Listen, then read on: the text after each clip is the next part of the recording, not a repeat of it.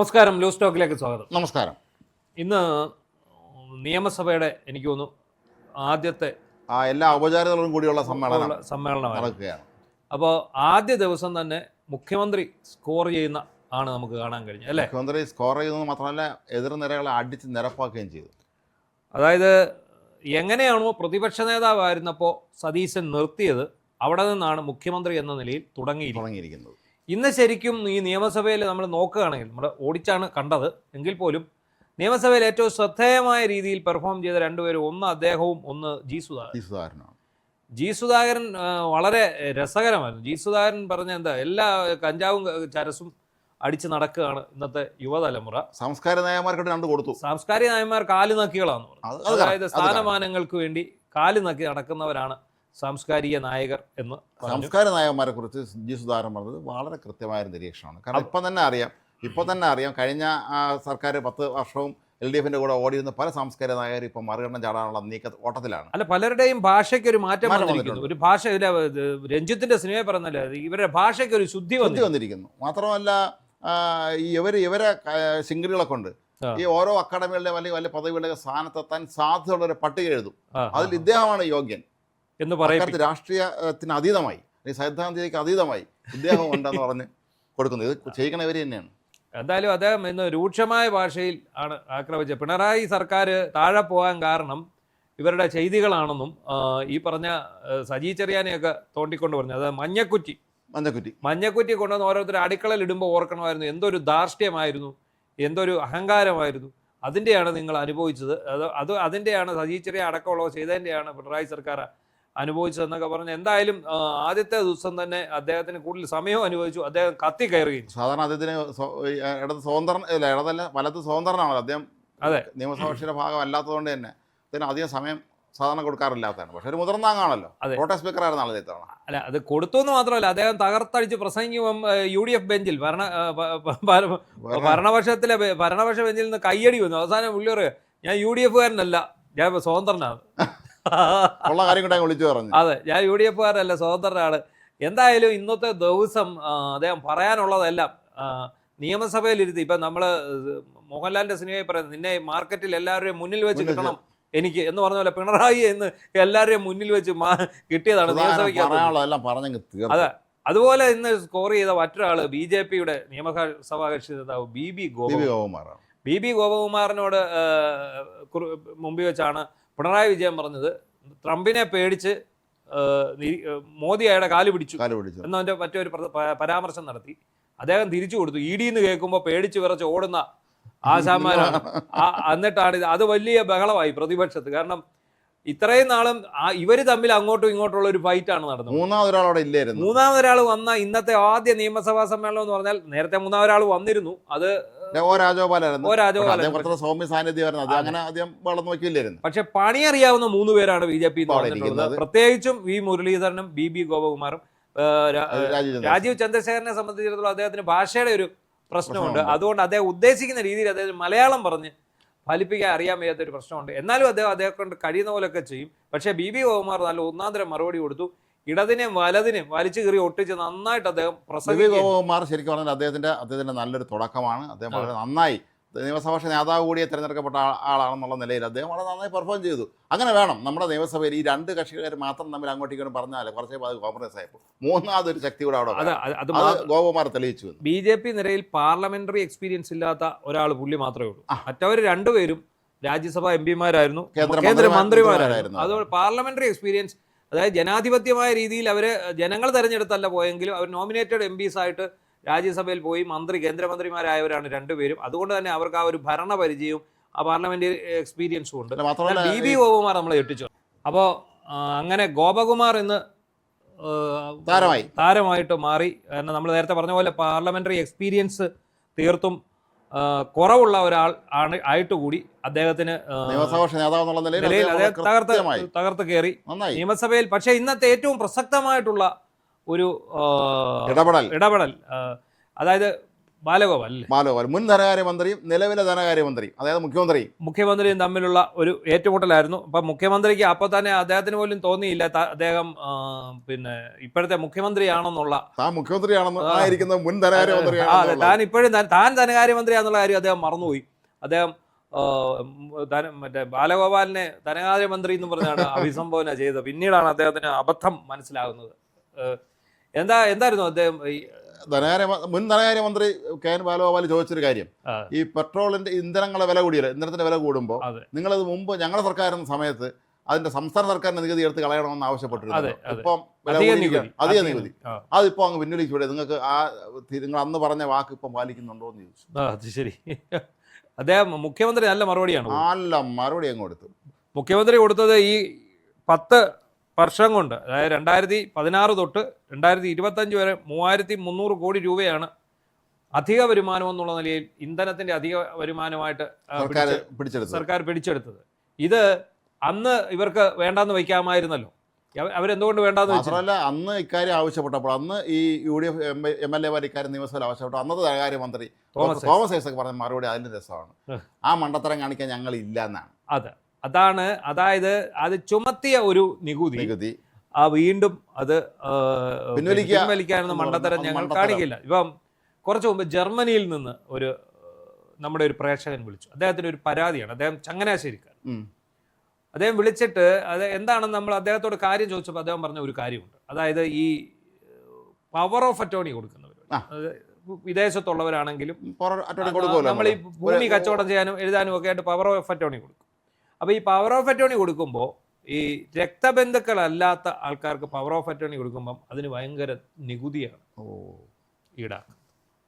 അപ്പോൾ ആ നികുതി ഈടാക്കുന്നതുകൊണ്ട് ഇപ്പം അങ്ങനെ നികുതി ഈടാക്കുന്ന കാരണം ഈ പ്രവാസികൾ അങ്ങനെയുള്ള ആൾക്കാരെല്ലാം വളരെയധികം പ്രതിസന്ധി നേരിടും. അതായത് ഈ കഴിഞ്ഞ 13 കൊല്ലമായിട്ട് 10.25 കോടി രൂപ ഈ ഇനത്തിൽ പവർ ഓഫ് അറ്റോർണി രജിസ്റ്റർ ചെയ്യുന്നതിൻ്റെ ഇനത്തിൽ സർക്കാരിന് കിട്ടിയിട്ടുണ്ട്. ഏതാണ്ട് 6000-ഓളം ഇടപാട് നടന്നിട്ട് ഇത്രയും കിട്ടിയിട്ടുണ്ട്. ഇപ്പം ഇവർ ഈ കയറിയ ആൾക്കാർ, ഇപ്പം ഈ പറയുന്ന ഒരാൾ ഒരു പവർ ഓഫ് അറ്റോർണി നടത്തണമെങ്കിൽ അയാളുടെ ഒരു ഏക്കർ വസ്തുവാണ്, അതിന് അയാൾ ഓരോ തവണയും ഈ പവർ ഓഫ് അറ്റോർണി രജിസ്റ്റർ ചെയ്യണം. മാത്രമല്ല ഓരോ ഭാഗം വസ്തു ആധാരം ചെയ്യുന്നതിന് സ്വന്തം മക്കൾക്ക് എഴുതി കൊടുക്കണമെങ്കിൽ ഒരു 50 സെന്റ് സ്ഥലം ഉണ്ടെങ്കിൽ 1.5 ലക്ഷം രൂപ കൊടുക്കണമെന്നാണ് പറയുന്നത്. അതെ. അപ്പോൾ ഈ പറയുന്നത് എല്ലാ നികുതികളും വർദ്ധിപ്പിച്ചത് LDF സർക്കാരിന്റെ കാലത്താണ്. ഈ LDF സർക്കാരിന്റെ കാലത്ത് കെട്ടിട നികുതി, അതുപോലെ ഈ ക്ഷേമനിധി ബോർഡിൽ അടക്കേണ്ടത്, ഒരു വീട് വെച്ച് കഴിയുമ്പോൾ എങ്ങനെയെങ്കിലും ഒരു വീട് പണിഞ്ഞ് അത് പൂർത്തിയാക്കി അടുത്ത ഒരു ഇതിലേക്ക് കടക്കുന്ന സമയത്ത് പിന്നെ നമുക്ക് ഇതിൻ്റെ പുറകെ സെസ് അങ്ങനെയുള്ള കാര്യം, കെട്ടിട നിർമ്മാണ സെസ് എന്നൊക്കെ പറഞ്ഞ് ഇങ്ങ് പോരുകയാണ്.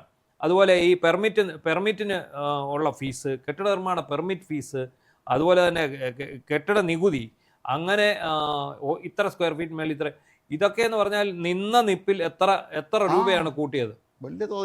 അതായത് വെറും 5 രൂപ ശരാശരി ഉണ്ടായിരുന്ന ഒരു വസ്തുവിനൊക്കെ ഇപ്പം ഏതാണ്ട് 250 രൂപയോളം അടക്കേണ്ട ഒരു അവസ്ഥയിലേക്കാണ്. എല്ലാം അങ്ങനെയാണ്. ഇവര് കൂട്ടാത്ത പ്രസ്ഥാനമില്ല. ഈ ഞാൻ നേരത്തെ പറഞ്ഞാൽ ആധാരമൊക്കെ എഴുതാൻ പോകുന്നിടത്തുള്ള അത് എത്രയോ ഇരട്ടിയാണ് ഇവർ വർദ്ധിപ്പിച്ചത്.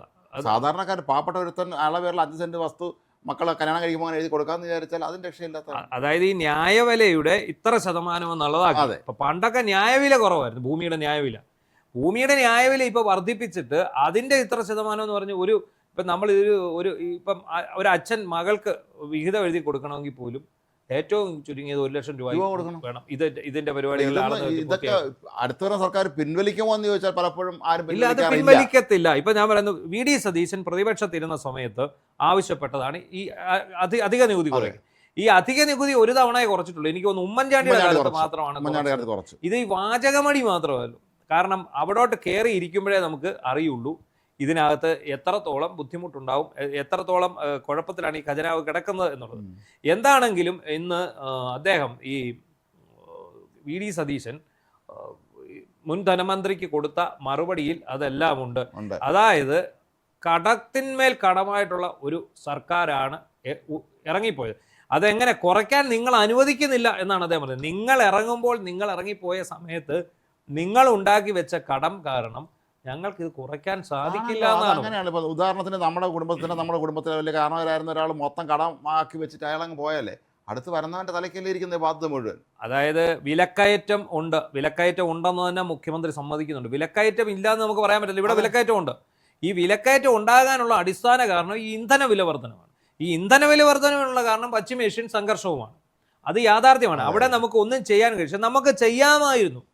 അതാണ് പുള്ളി ചൂണ്ടിക്കാണിച്ച ഒരു പോയിന്റ്. വി.ഡി. സതീശൻ ചൂണ്ടിക്കാണിച്ച ഒരു പോയിന്റ് നമുക്ക് ചെയ്യാമായിരുന്നു. പക്ഷേ നമ്മൾ ഇങ്ങനെ വില കുറച്ച് സാധനം കൊടുക്കേണ്ട പ്രസ്ഥാനം എന്ന് പറയുന്നത് നമ്മുടെ സിവിൽ സപ്ലൈസ് കോർപ്പറേഷൻ, സപ്ലൈകോയ്ക്ക് കൊടുക്കാനുള്ളത് എത്ര കോടിയാണ്? അതുപോലെ കൺസ്യൂമർ ഫെഡ്. സപ്ലൈകോയ്ക്ക് 3000 കോടി രൂപയിലധികം സപ്ലൈകോയ്ക്ക് കൊടുക്കാണ്ട് ഇത്രയും നാളും, അതായത് ഈ 2 ടേമായിട്ട് LDF ഭരിച്ച കാലത്തെ മുഴുവൻ പൈസയും സബ്സിഡി ഇനത്തിലുള്ള പൈസ അവർക്ക് കൊടുക്കാനുണ്ട്. ഇത് കിട്ടാതെ അവർക്ക് എങ്ങനെ വിപണിയിൽ ഇടപെടാൻ കഴിയും? കേരളത്തിലെ 2 മുന്നണികൾ ശ്രദ്ധിക്കേണ്ട ഒരു കാര്യം, നമ്മുടെ അപ്പുറത്ത് തമിഴ്നാട്ടോട് ചെന്നാണ്ടല്ലോ, അവിടെ റേഷൻ കടയിൽ പച്ചക്കറിയും പഴവും ഒഴികെ ബാക്കി സകല സാധനവും കിട്ടും. അതെ, ഫസ്റ്റ് ക്വാളിറ്റി നല്ല ഹൈ ക്വാളിറ്റിയുള്ള എല്ലാ സാധനവും അവിടെ കിട്ടും. നമുക്ക് മാത്രമാണ് ഈ അരിയും പഞ്ചസാരയും പിന്നെ ഈ വിലക്കയറ്റത്തിനൊപ്പം ഇപ്പൊ ഭക്ഷണ വില അത് നിയന്ത്രിക്കാൻ നമുക്ക് സാധിക്കില്ല. ഇപ്പൊ നമ്മൾ പലപ്പോഴും ഈ ഹോർമൂസ് കടലിടുക്കിൽ ഈ ഉപരോധം പ്രഖ്യാപിക്കുമ്പോഴും നമുക്കിവിടെ ഗ്യാസ് സിലിണ്ടർ സുലഭമായിരുന്നു. ഇപ്പോഴും കപ്പൽ കടന്നു വരുന്നുണ്ട്. കഴിഞ്ഞ ദിവസം കപ്പൽ കടന്നു. അപ്പൊ അന്ന് പോലും ഇവിടെ വില കൂട്ടിയ ആൾക്കാരുണ്ട്. ഗ്യാസ് വില കൂട്ടി, അന്ന് വില കൂട്ടിയവരുണ്ട്. പക്ഷേ ഇപ്പൊ നമ്മൾ പറയുമ്പോൾ നമ്മളെല്ലാം പറയണം, ഒരു സിലിണ്ടറിന്റെ വില നേരെ ഇരട്ടിയായി. 1800 രൂപ ഉണ്ടായിരുന്ന ഒരു വാണിജ്യ സിലിണ്ടർ ഇപ്പൊ 3300 രൂപ. ഇന്നലെയും കൂട്ടി, ഇന്ന് കൂട്ടി. ഇന്നാണോ 92 രൂപ കൂട്ടി? ഇന്നും കൂട്ടി. ഇന്നലെ കൂട്ടി. ഇന്നലെ കൂട്ടി. അപ്പൊ എന്താണ് ഇത്? ഇങ്ങനെ ഈ സാധനം, ഈ പാചകവാതകത്തിനെല്ലാം വില കൂട്ടിക്കൊണ്ടിരിക്കും. പാചകവാതകം കിട്ടാക്കാനിയൊന്നുമല്ല, പാചകവാതകം കിട്ടുന്നുണ്ട്, പക്ഷെ കൺട്രോൾഡ് ആണ്. മറ്റു പല രാജ്യങ്ങളെ അപേക്ഷിച്ച് പിന്നെ നമുക്ക് കിട്ടുന്നുണ്ട് ഇവിടെ. പക്ഷെ എങ്കിൽ പോലും പെട്രോളും, അതെ, പെട്രോളും നമ്മുടെ നാട്ടിൽ പെട്രോളിനൊന്നും ഈ തടസ്സമില്ല. വില കൂടിയിട്ടുണ്ടെന്നേ ഉള്ളൂ, പെട്രോളിന്റെ വില കൂടി. അപ്പം നമുക്കറിയാം, തമിഴ്നാട്ടിൽ ഇറങ്ങിയ 108 രൂപയാണ് 1 ലിറ്റർ പെട്രോൾ. നമ്മുടെ ഇവിടെ 115 രൂപയാണ്.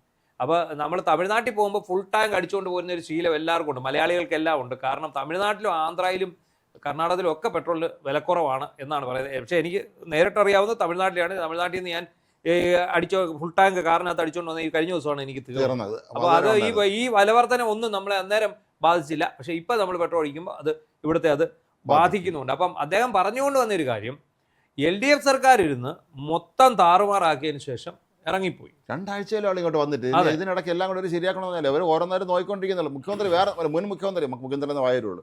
പിണറായി വിജയൻ വേറെ കാര്യം പറഞ്ഞു, ഈ ധവളപത്രം കാണിച്ച് ഞങ്ങളെ വേറിട്ടരുത്. ധവളപത്രം കാണിച്ച് ഇത് LDFനെ വേറിട്ടാനല്ലോ, നാട്ടുകാരെ ബോധ്യപ്പെടുത്താനല്ലേ. എന്താണ് ഖജനാവിന്റെ? ഇപ്പൊ നിങ്ങൾ തന്നെ ഒരുപാട് ട്രോളുകളും പിന്നെ വി.ഡി. സതീശനെ മോശമായി ചിത്രീകരിച്ച് സ്വർണം നിറഞ്ഞ ഖജനാവിൽ ഇങ്ങനെ ഒരു ബക്കറ്റിനകത്ത് കിടക്കുന്നതായിട്ട് നിങ്ങൾ കാണിക്കുന്നുണ്ട്. അപ്പോൾ എന്താണ് ഇതിന്റെ യാഥാർത്ഥ്യം എന്നുള്ളത് വി.ഡി. സതീശൻ പറയട്ടെ, അദ്ദേഹത്തിന്റെ സർക്കാർ പറയട്ടെ. ധവളപത്രം വരട്ടെ. ധവളപത്രത്തിൽ വരുമ്പോൾ കള്ളം പറയാൻ പറ്റില്ലല്ലോ. ധവളപത്രത്തിൽ എന്ത് കള്ളം പറയാൻ പറ്റില്ല. ഈ കണക്കിന് മാത്രമേ പറയാൻ പറ്റുള്ളൂ. നിങ്ങൾ ഇതിനകത്ത് നോക്കിക്കഴിയുമ്പോൾ നിങ്ങൾക്കതൊരു നല്ല രസമായി. മിക്കവാറും പിണറായി ആ ദിവസങ്ങളിൽ നിയമസഭയിലെ സാധ്യത വളരെ കുറവാണ്. അല്ല, പിണറായി ആകെ പെട്ട് കിടക്കുക എന്ന് പറഞ്ഞാൽ ഇപ്പം എന്തായാലും ED തൽക്കാലത്തേക്ക് മകളുടെ അതൊന്ന് മരവിപ്പിച്ചു. വെള്ളിയാഴ്ച വരെ മരവിപ്പിച്ചിട്ടുണ്ട്. അതിനുശേഷം കാരണം വെള്ളിയാഴ്ച വരെ CMRL-നെതിരെ കർശന നടപടി പാടില്ല എന്ന് ഹൈക്കോടതി ഉത്തരവിട്ടിട്ടുണ്ട്. അതുകൊണ്ട് തന്നെ ആയിരിക്കും ഒരു പക്ഷേ ആ കൂട്ടത്തിൽ വീണ ഉൾപ്പെടുത്തി. പക്ഷേ വീണ ബാധകമല്ല എന്ന് കോടതി പറഞ്ഞിട്ടുണ്ടായിരുന്നു. വീണയ്ക്കെതിരെ നടപടി തുടരാമെന്ന് പറഞ്ഞാൽ. അപ്പൊ പിണറായി വിജയനെ സംബന്ധിച്ചിടത്തോളം പിണറായി വിജയൻ തൊടുന്നത് തന്നെ എല്ലാം കുഴപ്പമായിട്ട്. ഈയിടെ പിന്നെ പുള്ളിയുടെ കാർ പോയി, കറുത്ത കാർ പോയി. അത് എല്ലാവരും അറിഞ്ഞു കാണും. പുള്ളിയുടെ കറുത്ത കാറിനില്ല. അപ്പോൾ ജ്യോതിഷിയുടെ ഒരു നിർദ്ദേശം ലംഘിക്കപ്പെട്ടിരിക്കുന്നു. അദ്ദേഹത്തിന്റെ രാശിയായിരുന്നു കറുത്ത. ആ കാർ അങ്ങ് പോയി. കറുത്ത കാറിന് പകരം ഇപ്പം വെളുത്ത കാർ. അതുപോലെ ഇതുവരെ കണ്ടോൺമെന്റ് ഹൗസിലോട്ട് കയറാൻ അദ്ദേഹത്തിന് സാധിച്ചിട്ടില്ല. അത് കണ്ടോൺമെന്റ് ഹൗസിലേക്ക് കയറണമെങ്കിൽ അദ്ദേഹം അവിടുന്ന് ഒഴിയണം. സതീശൻ ഒഴിയണം. പ്രതിപക്ഷ നേതാവ് വി.ഡി. സതീശൻ ഒഴിയണം. അതിലൊക്കെ ഉപരി അദ്ദേഹവുമായി ബന്ധപ്പെട്ട് നിൽക്കുന്നവർക്കെല്ലാം കഷ്ടകാലമാണ്. പിണറായി വിജയനുമായിട്ട് ബന്ധപ്പെട്ടത് എല്ലാവരും കഷ്ടകാലമാണ്. എല്ലാവരും ശപിച്ചു തുടങ്ങി കാണും. കഷ്ടകാലത്തിന് പിന്തുണയ്ക്കാൻ പോയി അബദ്ധമായല്ലോ എന്നുള്ള. മാത്രമല്ല പിണറായിയുടെ ഫോൺ നമ്പരും മൊബൈൽ നമ്പർ അവർ കട്ട് ചെയ്തു. അത് ഇന്നലെ മുഖ്യമന്ത്രി എന്നുള്ള നിലയിൽ അത് ഇപ്പോൾ CPM സൈബർ ഹാൻഡിലുകളിലൊക്കെ വലിയ പരാതി പറയുന്നുണ്ട്, മുൻകൂട്ടി അറിയിക്കാതെ കട്ട് ചെയ്തു എന്നുള്ളത്. പക്ഷേ നമ്മളെ മുൻകൂട്ടി അറിയിക്കാനല്ല ചെയ്യേണ്ടത്. നമുക്ക് ഒരു ഔദ്യോഗികമായിട്ടുള്ള മൊബൈൽ നമ്പർ തന്നാൽ നമ്മളെ പദവി എന്ന് എഴുതുന്ന തിരിച്ചു കൊടുക്കണം. അങ്ങനെയാണ് അങ്ങനെയാണ് ചെയ്യുന്നത്. ഇതിപ്പം പോലീസുകാർക്കും അതുപോലെ സർക്കാർ എല്ലാ ഡിപ്പാർട്ട്മെന്റുകൾക്കും CUG നമ്പർ കൊടുത്തിട്ടുണ്ട്. ക്ലോസ്ഡ് യൂസർ ഗ്രൂപ്പ് എന്ന് പറഞ്ഞിട്ട് CUG നമ്പർ. അതായത് അതിൽ ഓരോ CPOയ്ക്കും അവർക്ക് സ്വന്തമായിട്ടൊരു CUG നമ്പർ കൊടുത്തു. എന്നാൽ ഓരോ SHOയ്ക്കും അവിടുത്തെ ഓരോ SIക്കും എല്ലാം കൊടുത്തിരിക്കുന്നത് ഇത് മാറുന്ന നമ്പറാണ്. അതായത് ഇപ്പം ഒരാൾ അവിടുത്തെ SHO ഇപ്പം മാറുന്നുണ്ടെ പുതുതായിട്ട് വരുന്ന ആൾക്ക് ആ നമ്പർ ഊരി കൊടുത്തിട്ട് അയാൾ പോകുന്ന സ്ഥലത്തെ നമ്പർ പോയി വാങ്ങുകയാണ് ചെയ്യുന്നത്. ഏതാണ്ട് അതേ അവസ്ഥയിലാണ് ഈ പിണറായി വിജയൻ്റെ നമ്പർ, മുഖ്യമന്ത്രിയുടെ നമ്പർ എന്ന് പറയുന്നത്. ആ നമ്പർ അത് പൊതുഭരണ വകുപ്പ് റദ്ദാക്കി, മുഴുവൻ ബില്ലും അടച്ചു. അത് റദ്ദാക്കി. അതിനി VD സതീശന് ഉപയോഗിക്കുമോ ഇല്ലയോ എന്നുള്ളത് അത് അദ്ദേഹത്തിൻ്റെ വിവേചനാധികാരമാണ്. മുഖ്യമന്ത്രി എന്നുള്ളതിൽ അത് ഉപയോഗിക്കുമോ എന്നുള്ളത് അറിയില്ല. എന്താണെങ്കിലും പൊതുഭരണ വകുപ്പിൻ്റെ കസ്റ്റഡിയിലുള്ളതാണ് ആ സംഭവം. അത് അവർ ഇത് ചെയ്തു കൊടുത്തു. പുള്ളിയുടെ ക്ലിഫ് ഹൗസിൽ നിന്ന് ഇറങ്ങേണ്ടി വന്നു. അത് ഇറങ്ങേണ്ടി വരും, സ്വാഭാവികം. പിന്നെ ഉള്ളതാണ് കിങ്കരന്മാരെല്ലാം. മാത്രമല്ല ഒരു സംശയം കാര്യത്തില്ല. കാരണം ഇപ്പോൾ സിം കട്ട് ചെയ്തു. ഈ കയ്യിലിരിക്കുന്ന മൊബൈൽ ഫോൺ സർക്കാർ വാങ്ങിച്ചു കൊടുത്താൽ സാധ്യതയുണ്ട്. ഈ മുഖ്യമന്ത്രി സാധ്യതയുണ്ട്. കാരണം നമ്മുടെ നാട്ടിൽ ഒരിക്കലും ഒരാൾ എൻ്റെ അടുത്ത് ഒരു സർക്കാർ സ്ഥാപനത്തിൽ ഒരു വലിയ പദവിയിലിരുന്ന IAS ഉദ്യോഗസ്ഥനെ കുറിച്ച് പറഞ്ഞത്, IAS ഉദ്യോഗസ്ഥനെ വലിയ പദവി ഇരിക്കുന്നതാണ്, എനിക്ക് മൊബൈൽ വേണമെന്ന് പറഞ്ഞു. മൊബൈൽ സർക്കാർ വാങ്ങിക്കൊടുത്തു. അപ്പോഴാണ് പുള്ളി പറഞ്ഞത് എൻ്റെ 500 രൂപ വേണമെന്ന്. എന്തിനാണെന്ന് വെച്ചപ്പം അതിൻ്റെ കവറിടാൻ ആ പൈസ കൂടെ വാങ്ങിച്ചു എന്നാണ്. അപ്പോൾ ഇത് ഇവർ അപ്പം ഓരോ സ്ഥാപനത്തിൽ ഇരുന്നിട്ട് അവിടെ നിന്ന് പോകാൻ നേരത്ത് ഈ മൊബൈൽ തിരിച്ചു കൊടുത്തിട്ട് പോകരുണ്ട് പോകുന്നുള്ള ചോദ്യമുണ്ട്. അപ്പോൾ അതുപോലെ തന്നെ മുഖ്യമന്ത്രിക്ക് വാങ്ങിച്ച മൊബൈൽ ഏത് സൈസാണെന്നുള്ളത് അറിയണം. ഐഫോണിൻ്റെ ഏറ്റവും വില കൂടിയ ഏതെങ്കിലും ഐറ്റം ആയിരിക്കാറുള്ളത്.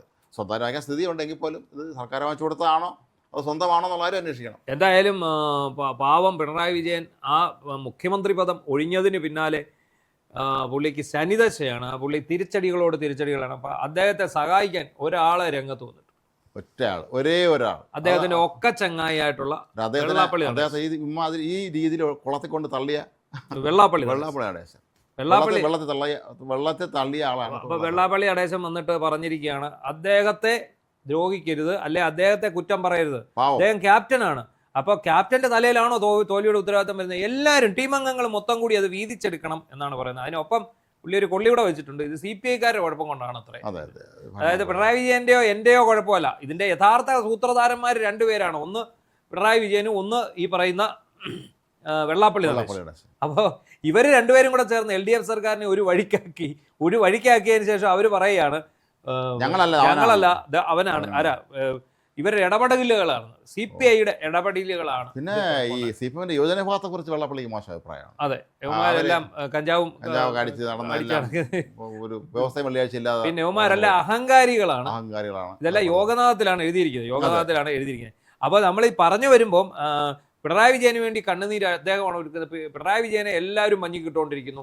നാട്ടുകാരിടുന്നു, സ്വന്തം പാർട്ടിക്കാരിടുന്നു, ED ഇടുന്നു, അതുപോലെ പോലീസ് കോടതികൾ ഇടുന്നു. അങ്ങനെയൊക്കെ എല്ലാവരും ചേർന്ന് തിരിച്ചടികൾ പിണറായി വിജയന് സമ്മാനിക്കുമ്പോഴാണ് ഈ ഇദ്ദേഹം രക്ഷയ്ക്ക് എത്തിയിരിക്കുന്നത്. ഇതിനിടയ്ക്ക് വേറൊരു സംഭവം കൂടെ ഉണ്ട് ED റെയ്ഡുമായിട്ട് ബന്ധപ്പെട്ട്. നേതാക്കന്മാർ ഇപ്പോൾ അകത്തു. അത് പ്രധാനപ്പെട്ട കാര്യമാണ്. കാരണം കഴിഞ്ഞ ദിവസങ്ങളിലൊക്കെ തന്നെ ഇവർ സഹതാപ പോസ്റ്റർ ഇട്ടിരുന്നു.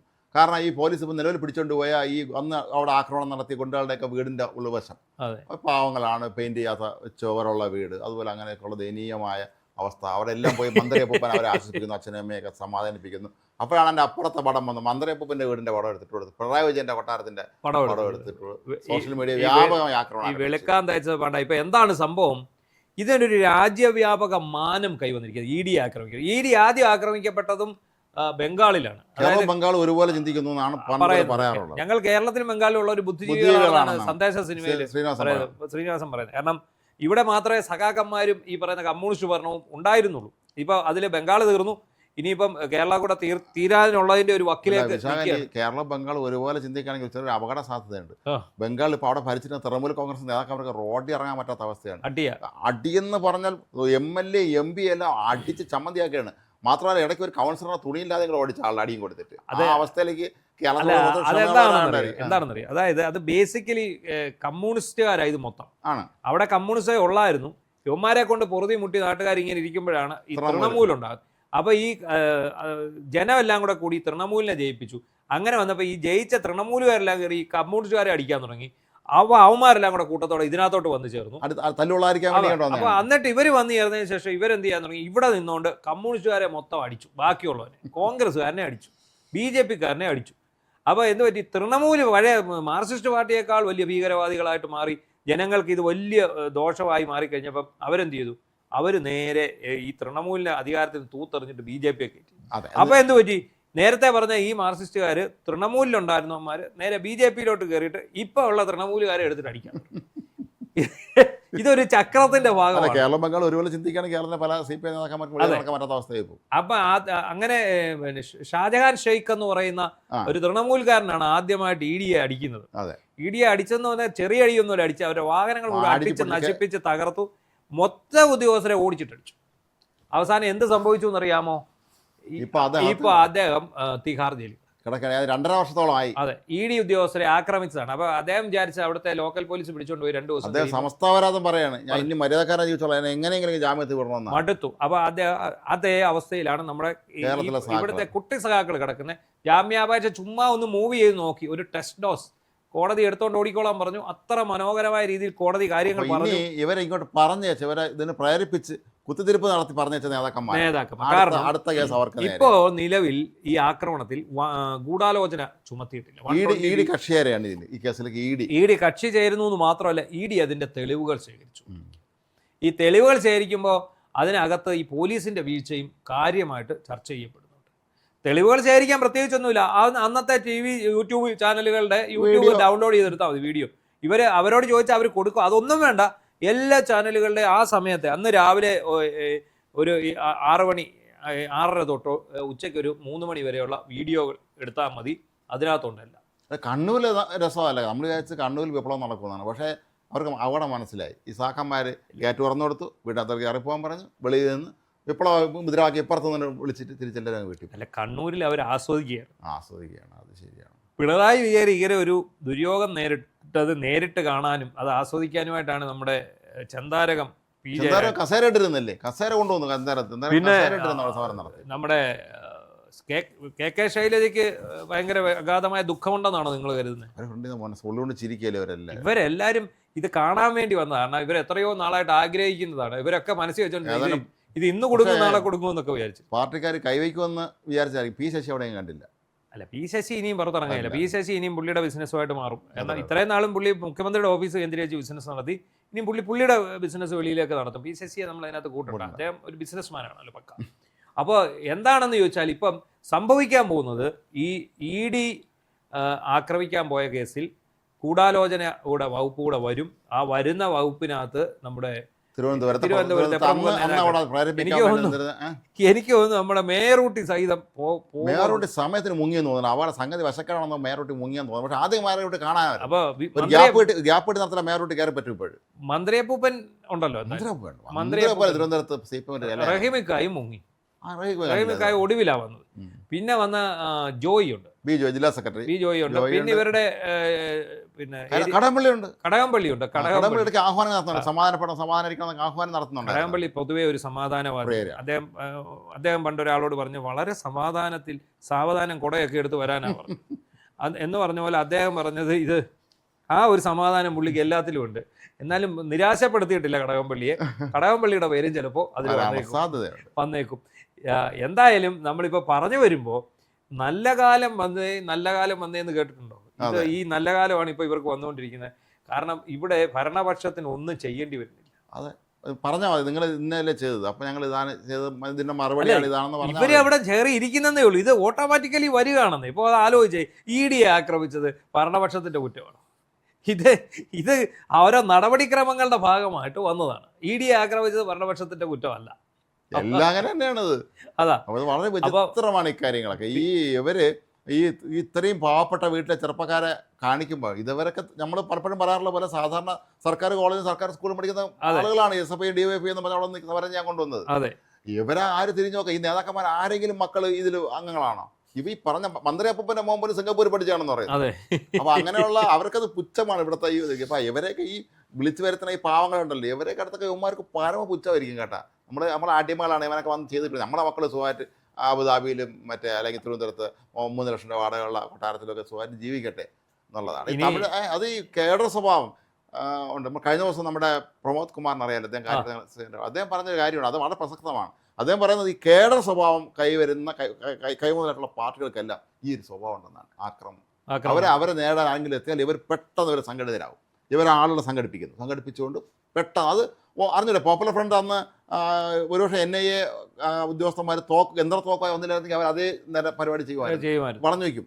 വളഞ്ഞു വെച്ച് അവർ ആ പ്രശ്നം NIA അവർക്കൊരു പേടി കൂടിയുണ്ട്. ആ. NIA മറ്റുള്ളതുപോലല്ല, അതിൽ കയറി ആക്രമിച്ചു കഴിഞ്ഞാൽ പണി കിട്ടുമെന്ന് പേടി. അറിയാം. പക്ഷെ ഇവര് വിചാരിച്ച ഇവിടെ ED എന്തെങ്കിലും ചെയ്ത് ഇവിടെ ആരും ചോദിക്കാനും പറയാനും ഇല്ല. ആരടാ ED, ഏതവനാടാ ED എന്നൊക്കെ ചോദിച്ചുകൊണ്ടാണ് വന്നത്. ഇത് മിക്കവാറും പിണറായിക്കിട്ട് പണി കൊടുത്താണ് സ്വന്തം. അതെ, അത് നമുക്കറിയാമല്ലോ. കാരണം അതിനകത്ത് അന്ന് ഇപ്പൊ ആ ജയിലിൽ കിടക്കുന്നത് മൊത്തം ബിനീഷ് കോടിയേരിയുടെ ആളുകളാണ്, അദ്ദേഹത്തിന്റെ വലം കൈയായിട്ടുള്ള ആളുകൾ. എന്തായാലും MVR ന്റെ മോൻ പ്രതികാരം വീട്ടി ഒരു വഴിക്ക് പോയി കഴിഞ്ഞു. ഇനി അടുത്ത കോടിയേരിയുടെ മോൻ പറയണം. ഇവരെ മക്കളെല്ലാം കൂടെ പ്രതികാരം വീട്ടാൻ വന്നാലേ ഭീകരമായ അവസ്ഥയിൽ പോകും അവസാനം. അങ്ങനെ ബിനീഷ് കോടിയേരിയുടെ ആൾക്കാരെല്ലാം കയറി ബിനീഷിന്റെ മെമ്പർഷിപ്പ് തിരിച്ചു കൊടുത്തു. എങ്ങനെയെങ്കിലും ഈ ഒരു വല ഒന്ന് ഒഴിപ്പിച്ചു വിട്, അവന്റെ മെമ്പർഷിപ്പ് കിട്ടുന്നവരെ അവൻ നമുക്കിട്ട് പണിയും. ഇനി അതുകൊണ്ട് അവന്റെ മെമ്പർഷിപ്പ് കൊടുത്തായിരുന്നു പിണറായി വിജയൻ പറഞ്ഞത്. അതുകൊണ്ടാണ് പറഞ്ഞത്. അതിന്റെ പിന്നാമ്പുറ കഥ ഇതാണ്. അപ്പൊ ഇനി വേറൊരു കാര്യങ്ങളുണ്ട്. ഇന്നിപ്പോ ചൊവ്വാഴ്ച ആയിട്ടേ ഉള്ളൂ, ബുധൻ വ്യാഴം ഈ ദിവസങ്ങൾ എണ്ണി ഇരിക്കുകയാണ് വീണാ തൈക്കണ്ടിയും പിണറായി വിജയൻ. എത്ര ദിവസം പിണറായി വിജയൻ ഇനിയും ഈ പ്രതിപക്ഷ നേതാവിന്റെ കസേരയിൽ ഇരിക്കാൻ പറ്റും എന്നുള്ളത് അടുത്ത ദിവസം കോടതി വിധി പറയുന്നതിന് ശേഷം നടക്കുന്ന കാര്യങ്ങളിലൂടെ തീരുമാനിക്കും. പക്ഷേ എനിക്ക് തോന്നുന്നു മോളെ പിടിച്ചോണ്ട് പിണറായി രാജിവെക്കുന്ന തോന്നുന്നില്ല. കാരണം കസേരയില്ലാതെ ജീവിക്കാൻ പറ്റൂല. അല്ല, രാജിവെക്കേണ്ടി വരും. കാരണം ഇപ്പൊ തന്നെ പാർട്ടിക്കുള്ളിൽ അവിടെ ഇരിക്കുന്ന 35 MLA-മാർ, അത് LDF-ന്റെ 35 MLA-മാരെന്ന് പറയുമ്പോൾ അവരിൽ തന്നെ ഒരാൾ മാത്രമേ ഉള്ളൂ കമ്മ്യൂണിസ്റ്റ് പാർട്ടി അല്ലാത്തത്. ബാക്കി ഈ 2 കമ്മ്യൂണിസ്റ്റ് പാർട്ടിക്ക് ഇത് രണ്ടും കൂടെ അത്രേ ഉള്ളൂ. അപ്പോൾ അതിനകത്ത് സ്വാഭാവികമായിട്ട് ഈ 2 കമ്മ്യൂണിസ്റ്റ് പാർട്ടികളും കൂടി പറയും രാജിവെക്കാൻ പറയും. അതല്ലാതെ ഇപ്പം മകളെ വീണ തൈക്കണ്ടിയെ ED അറസ്റ്റ് ചെയ്തു. അപ്പോഴേ പുതിയ നിലപാട് സ്വീകരിക്കും. വീണ വേറൊരു വ്യക്തിയാണ്, എന്ത് ബന്ധമില്ല ആ നിലയിൽ. അപ്പൊ എന്നെ ആക്രമിച്ചെന്നുള്ള ആ നിലവിൽ നേരത്തെ ബിനീഷ് കോടിയേരിയുടെ കാര്യത്തിൽ കോടിയേരി ഭാഷ സ്വീകരിച്ച അത് നിലപാടെടുക്കും. അതെ, വേറെ വ്യക്തിയാണ്, സ്വതന്ത്ര വ്യക്തി. പക്ഷെ ഒന്ന് കോടിയേരി ഒഴിഞ്ഞു. അത് കോടിയേരി പക്ഷേ സ്വതന്ത്ര വ്യക്തിയാണെന്ന് പറഞ്ഞാലും കോടിയേരി മകന്റെ വിഷയം പാർട്ടി കാലാകാലങ്ങളനുസരിച്ച് സാഹചര്യങ്ങൾക്കനുസരിച്ച് ഓരോ നിലപാട് സ്വീകരിക്കുന്ന പലപ്പോഴും പറയാം. ഗോതമാഷ് പറയാം, അതിന് സൈദ്ധാന്തിക മറുപടി അദ്ദേഹം തരും. അതാണ്, അത് നമ്മൾ കേട്ട് തൃപ്തിപ്പെടണം. അപ്പം എന്താണെങ്കിലും ഇതെല്ലാം നമ്മൾ പറഞ്ഞു വരുമ്പോൾ ഇന്നത്തെ നിയമസഭയിലെ ഒരു പോക്ക് കണ്ടിട്ട് ദുർബലമായ ഒരു പ്രതിപക്ഷമായിരിക്കും. സംസാരിക്കാൻ അറിയാവുന്ന ആൾക്കാരില്ല എന്നുള്ള ഒരു വലിയ കുഴപ്പമുണ്ട്. അറിയാവുന്ന ആരുമില്ല. അതിനപ്പുറത്ത് ഇത്രയും പേര് ഇരിപ്പുണ്ട്. പിന്നെ പിണറായി വിജയന്റെ വാക്കുകൾക്കൊന്നും ഭരണപക്ഷത്തിരുന്ന് കാണിച്ച ചങ്കൂറ്റോ ഊർജോ ഒന്നും ഇപ്പൊ നമുക്ക് കാണാൻ സാധിക്കില്ല. മാനസികമായി തളർന്നു. അധികാരം പോയി, അതിനെല്ലാം അധികാരം പോയപ്പോഴേ ഒരു 50% പുള്ളി തളർന്നു. ഇനി ഇപ്പൊ മകളുടെ കേസുകൂടെ വന്നപ്പോഴത്തേക്ക് ബാക്കി കൂടെ ആയി. ഇനി എത്ര കാലം പുള്ളിയെ കൊണ്ടത് മുന്നോട്ട് ഓടിക്കാൻ കഴിയും എന്നുള്ളത് നമുക്ക് അറിയാൻ സാധിക്കില്ല. അപ്പൊ എന്താണെങ്കിലും ഈ പറഞ്ഞ പോലെ ഇന്നത്തെ നിയമസഭയിലെ പോക്ക് കണ്ടിട്ട് VD സതീശന്റെ പ്രകടനവും ഇവരുടെ ദുർബലമായ പ്രകടനവും കണ്ടിട്ട് ഏതായാലും അവസാനിക്കുമ്പോൾ ഒരു കാര്യം കൂടെ പറയാതിരിക്കാൻ കഴിയുകയില്ല. നമ്മുടെ BJP MLA VM മുരളീധരൻ ഒരു സ്കൂളിലെ ട്രൈബൽ സ്കൂൾ കുട്ടികൾക്ക് മിഠായി കൊണ്ട് കൊടുത്തതുമായി ബന്ധപ്പെട്ടാണെന്ന് CPM-ന്റെ അടുത്ത ആരോപണം. അതായത് എന്തെങ്കിലുമൊക്കെ ചെയ്ത് ജനശ്രദ്ധ തിരിച്ചുവിടുക എന്നുള്ള ഒരു നീക്കമാണ് ഇവർ നടത്തുന്നതെന്ന് തോന്നുന്നു, അല്ലേ? അതെ, അത് ഇവർക്ക് ഏണിയാവേ ഉള്ളൂ. അതിന് പ്രത്യേകിച്ച് പറയേണ്ട കാര്യമില്ല. മിഠായി കൊണ്ടുവന്ന് ഓരോരുത്തരും കയ്യിൽ കൊടുത്ത് കെട്ടിപ്പിടിക്കുന്നതിന് പകരം മൊത്തത്തിൽ മേശപ്പുറത്തിട്ട് കൊടുത്തിട്ട് എടുത്തോളാൻ പറഞ്ഞു. ഇത് ട്രൈബൽ വിഭാഗത്തിൽപ്പെട്ട കുട്ടികളായതുകൊണ്ടാണ്, അദ്ദേഹത്തിന്റെ സവർണ്ണ മനോഭാവമാണ് ഇതെന്നാണ്. അദ്ദേഹം വരേണ്യവർഗത്തിൽപ്പെട്ട ആളാണ്, പക്ഷെ അദ്ദേഹം OBC ആണ്, പിന്നോക്ക വിഭാഗത്തിൽപ്പെട്ട ആളാണ്, TS സമുദായത്തിൽപ്പെട്ട ആളാണ്. അത് ഏത് സമുദായം ആയിക്കോട്ടെ, ഇതിൽ ഇങ്ങനൊരു മാനം കണ്ടെത്തി ഈ സോഷ്യൽ മീഡിയയിൽ ഭയങ്കരമായിട്ട് ഇവർ പ്രചരിപ്പിച്ചുകൊണ്ടിരിക്കുകയാണ്. പക്ഷേ ആ സംഭവം തിരിച്ചടിക്കത്ത് കൃത്യമായ മറുപടിയും വരുന്നുണ്ട് ഇങ്ങോട്ട്. ഈ നമ്മുടെ നാട്ടിൽ ദളിതരോട് സകല തോന്നിയവസം കാണിച്ചിട്ടുള്ള ഏറ്റവും പ്രധാനപ്പെട്ട പാർട്ടി ആരാണെന്ന് വെച്ചാൽ CPM ആണ്. അത്രേ ഉള്ളൂ. എന്നിട്ട് അവരിപ്പോൾ ദളിത് സ്നേഹം പാടിപ്പോയതാണ്. ആദിവാസികളുടെ ഫണ്ട് അട്ടിമറി, അല്ലേ? എല്ലാ തരത്തിലും എല്ലാ രീതിയിലും ഒരു ദളിത് വിഭാഗത്തിൽപ്പെട്ട സംസ്ഥാന സെക്രട്ടറിയോ കേരളത്തിലെ മുഖ്യമന്ത്രിയോ പോലെ ആക്കാൻ സമ്മതിക്കാത്ത, അതിന് സാധ്യത ഉണ്ടായിരുന്ന ഒരേ ഒരാളായ K രാധാകൃഷ്ണൻ ഇവിടെ നിന്ന് ഡൽഹിയിലേക്ക് ഓടിച്ചതൊക്കെ തന്നെ ഇതേ പാർട്ടി തന്നെയാണല്ലോ. അതേസമയം നമ്മൾ രാഷ്ട്രപതി ആരാണെന്ന് ഓർക്കണം, ഏത് പാർട്ടിയാണ് അവരെ രാഷ്ട്രപതി ആക്കിയതെന്ന് ഓർക്കണം. അവിടെ അതുപോലെ തന്നെ ഞാൻ നേരത്തെ നമ്മൾ സംസാരിച്ചിട്ടുണ്ട്, പന്തളം നഗരസഭയിൽ ഭരണം കിട്ടിയപ്പോൾ സ്ത്രീകൾ മാത്രം ജയിച്ച കഴിഞ്ഞ തദ്ദേശ തെരഞ്ഞെടുപ്പിൽ ഭരണം കിട്ടിയപ്പോൾ അവിടെ SC/ST വിഭാഗത്തിൽപ്പെട്ട ഒരു വനിതയെ ജനറൽ സീറ്റ് ചെയർപേഴ്സണാക്കിയ ആൾക്കാരാണ് BJP. കാരണം അവര് അതിനുള്ള ശ്രമം അവർ നടത്തും. അത് എന്തുകൊണ്ടാണെന്ന് ചോദിച്ചാൽ ഈ LDF-ഉം UDF-ഉം UDF അത്രയും പ്രശ്നമില്ല, LDF വർഷങ്ങളായി തുടർന്നു പോരുന്ന പുറമേ ഉള്ള ദളിത് സ്നേഹവും കാര്യത്തോടെടുക്കുമ്പോൾ ഉള്ള അവരുള്ള അവഗണനയും അവരെ ഒതുക്കുന്ന ഒരു രീതി. മാത്രമല്ല, ഈ ഇപ്പോഴും നമ്മൾ ശ്രദ്ധിച്ചിട്ടുണ്ടോ, CPM അവരുടെ നേതാക്കളെ ദളിത് വിഭാഗത്തിൽപ്പെട്ട SC/ST വിഭാഗത്തിൽപ്പെട്ടവരെ സംവരണ സീറ്റിലേ നിർത്തുള്ളൂ. ജനറൽ സീറ്റ് നിർത്താനുള്ള ആർജവം പോലും ഒരു കാണിക്കാറ്. പക്ഷേ കോൺഗ്രസ് 1980-ൽ K കുഞ്ഞമ്പുവിനെ കണ്ണൂർ ജനറൽ സീറ്റ് നിർത്തി വിജയിപ്പിച്ചിട്ടുണ്ട്. ജനറൽ സീറ്റ് നിർത്തി. അതാണ്, അതൊക്കെ ഒരു പുതിയ ഒരു അല്ല, അതുകൊണ്ട് കീഴ്വഴക്കമാണ്. ഈ വൃത്തിയുടെ ഈ എല്ലാത്തിനും ജാതിയും മതവും കണ്ടെത്തുകയും വർഗീയമായ എല്ലാത്തിനെയും നോക്കിക്കാണുകയും ചെയ്യുന്നത് വളരെ മോശമാണ്. അധികാരം നഷ്ടപ്പെട്ടു പോയാൽ തലയ്ക്ക് സുഖമില്ലാതാകുമോ എന്നൊക്കെ സംശയിക്കുന്നുണ്ട്. സ്വാഭാവികം തലയ്ക്ക് കിളിപോയ അവസ്ഥയിലാണ് പലരും ഇപ്പോൾ. ചിലർ മന്ത്രി അല്ല എന്നുള്ള കാര്യം പോലും ഇപ്പോഴും മനസ്സിലായിട്ടില്ല. ഇതിപ്പോൾ എത്ര വേണ്ടെന്ന് വെച്ചാലും എല്ലാ ദിവസവും ഒരു ചർച്ച നടന്നാൽ അതിലേക്ക് CPM ഓട്ടോമാറ്റിക് കടന്നു വരികയാണ്. വേറെ വഴിയില്ല. അത് എന്താണെന്ന് ചോദിച്ചു കഴിഞ്ഞാൽ അത് ഈ ഇവരുടെ 10 വർഷത്തെ ഭരണത്തിന്റെ ബാക്കി പത്രമാണ്. എന്താണ് ഇവർ ഈ 10 വർഷം ചെയ്ത് കൂട്ടിയതെല്ലാം? അതാണ് നമ്മൾ പറയുന്നത്, ആൽഫബറ്റിക് ഓർഡറിലാണ് തിരിച്ചടിക്കുന്നത്. അത് തിരിച്ചടിക്കുന്നു എന്ന് പറഞ്ഞാൽ തിരിച്ചടിച്ചു കഴിയുമ്പോൾ ഇവരുടെ ഒരു നിലവിളിയുണ്ട്. ഈ നാടോടിക്കാറ്റിലെ മോഹൻലാൽ ശ്രീനിവാസനും പറഞ്ഞ ഐശ്വര്യത്തിന്റെ സൈറൺ മുഴങ്ങുന്നതായിട്ടാണ് മറ്റുള്ളവർക്ക് വന്നത്. കാരണം ഇവർ ഈ നിലവിളി കണ്ടിട്ട് ഈ സോഷ്യൽ മീഡിയ ആകെ ഇങ്ങനെ ഉല്ലസിച്ച് അർമാദിച്ച് നിൽക്കും. ഡ്രൈവറിന്റെ നിലവിളി നമ്മൾ കഴിഞ്ഞു പറഞ്ഞതേ ഉള്ളൂ, അത്രേ ഉള്ളൂ. അപ്പൊ അത് കള്ളത്തരമായിരുന്നു എന്ന് പറയുന്നത്. കിങ്കരന്മാർ 5 എണ്ണം ഒളിവിൽ പോയേക്കുക. യുവന്മാരുടെ ഒളിച്ചോട്ടം, യുവന്മാരുടെ ഈ ഒളിച്ചോട്ടം, അതിന്റെ പുറകെ യുവന്മാരെ തിരക്കെയുള്ള പോക്കും ഈ സോഷ്യൽ മീഡിയ അങ്ങ് കത്തിക്കുകയാണ്. അവർക്ക് അങ്ങ് സന്തോഷമാണ്. അതുപോലെ ഓരോ DYFI നേതാവും SFI നേതാവും വന്ന് പോസ്റ്റ് ഇടുമ്പോൾ അതിനടിയിലുള്ള കമന്റുകൾ, ഈ കമന്റുകളെല്ലാം കണ്ടിട്ട് ആൾക്കാർ ആകെപ്പാടെ അന്തം വിട്ട് നിൽക്കുകയാണ്. ഇത്രയ്ക്ക് ദേഷ്യവും വിരോധവും ഈ പാർട്ടിയോട് ഉണ്ടായിരുന്നു. എന്തായാലും ഈ കിങ്കരന്മാർക്ക് ഉച്ചയ്ക്ക് നെയ്മീനും രാത്രി എന്താ വണ്ടിപ്പരിപ്പരച്ച പാലും കിട്ടുന്നുണ്ടോ എന്നുള്ള ഓർത്ത് പിണറായി ദുഃഖിക്കുന്നുണ്ടോ, അതോ ചിലപ്പോൾ അവർ പിണറായി അതിനല്ലേ നേരം. എന്താണെങ്കിലും ഒരു കാര്യം ഉറപ്പായി, എത്രത്തോളം ഈ പാർട്ടിയെയും ഈ സർക്കാരിനെയും ഇവിടുത്തെ ജനം വെറുത്തു എന്നതിൻ്റെ നേർക്കാഴ്ചകളാണ് കഴിഞ്ഞ ദിവസങ്ങളിൽ നമ്മൾ ഇവിടെ കണ്ടുകൊണ്ടിരുന്നത്. അപ്പോൾ ഇനിയിപ്പോൾ വരുന്ന ദിവസങ്ങൾ നിർണായകമാണ്. എല്ലാ ദിവസവും പിണറായിയുടെയും മകളുടെയും പേര് പറയാതെ നമുക്കൊരു ലൂസ് ടോക്കുമായിട്ട് മുന്നോട്ട് പോകാൻ സാധിക്കുന്നില്ല. എന്താണെങ്കിലും വരും ദിവസങ്ങളിൽ, അതായത് ഈ വെള്ളിയാഴ്ചത്തോടെ നമുക്ക് ഇതിൻ്റെ വിവരങ്ങൾ അറിയാം. നന്ദി, നമസ്കാരം.